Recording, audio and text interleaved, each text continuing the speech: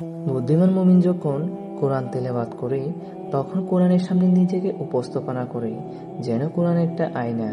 এই আয়নায় সে নিজেকে যাচাই করে দেখে যে তার কোন কাজগুলো সুন্দর আর কোনগুলো নিকৃষ্ট। তার মাওলা কোরআনে তাকে কোন জিনিসগুলো থেকে সতর্ক করেছেন সেগুলো দেখে সে সতর্ক হয়, কোন জিনিসগুলো শাস্তির ভয় দেখিয়েছেন তা জেনে সে সেগুলো সম্পর্কে ভীত হয়। সে দেখে যে তার মাওলা কোন জিনিসগুলো পাওয়ার জন্য উৎসাহ দিয়েছেন, সে সেগুলো পেতে আগ্রহী ও আকাঙ্ক্ষী হয়। যার মাঝে এই বৈশিষ্ট্যগুলো রয়েছে বা এর কাছাকাছি বৈশিষ্ট্য রয়েছে, সে হক আদায় করে কোরআন পাঠ করেছে এবং সঠিকভাবে তাকে হেফাজত করেছে। কোরআন তার জন্য সাক্ষ্য, সঙ্গী ও রক্ষা কবচে পরিণত হবে। যার মাঝে এই বৈশিষ্ট্যগুলো রয়েছে, সে নিজেকে এর মাধ্যমে উপকৃত করবে, পরিবারকে করবে, সে নিজের পিতামাতা ও সন্তানদের জন্য দুনিয়া ও আখিরাতের সকল কল্যাণ বয়ে আনবে।